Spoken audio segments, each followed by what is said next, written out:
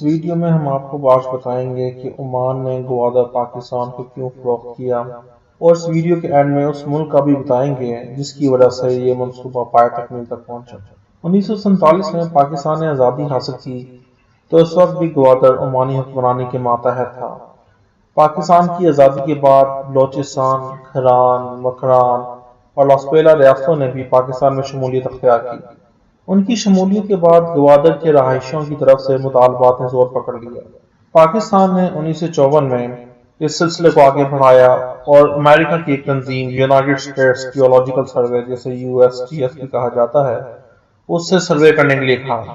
USGS نے اپنا ایک سرویئر ورتھ کانڈرک پاکستان بھجوایا، جس نے گوادر کی ساحلی پٹی پر اپنا ایک سروے مکمل کیا اور اس نے کچھ حیرت انگیز انکشاف پاکستانی حکومت کو پیش کیے، جس میں اس نے بتایا کہ گوادر میں ایک نیچرل طور پہ ہیمر ہیڈ کی شیپ کا ڈیپ کوسٹ لائن ہے جو کسی بھی بحری جہاز کے لیے بے حد مفید ہے۔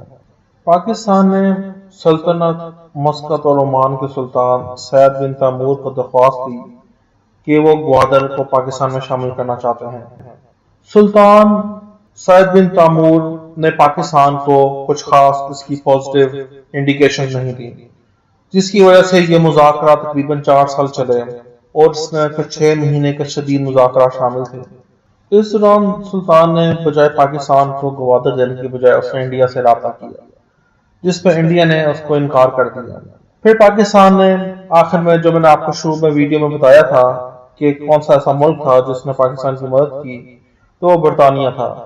پاکستان نے برطانیہ میں ملکہ برطانیہ سے کانٹیکٹ کیا اور اس کی وجہ سے سلطان مسقط اور عمان سعد بن تیمور نے گوادر کو آخر کار 3 کروڑ امریکی ڈالر اس وقت 1958 میں پاکستان کے حوالے کیا۔ یہ خبر سب سے پہلے پاکستان کے وزیر اعظم ملک فیروز خان نون نے پاکستان کو دی، جو انہوں نے ریڈیو پاکستان میں آ کے اس میں نشر فرمائی۔ یہ تقریر 7 ستمبر 1958 کو کی گئی اور یہ ایک تاریخی تقریر تھی۔ جی ناظرین، اس ویڈیو میں نے آپ کو بتایا کہ گوادر پہلے کس کے پاس تھا اور پاکستان کا حصہ کیسے بنا۔ بہت بہت شکریہ ناظرین میری اس ویڈیو کو دیکھنے کا۔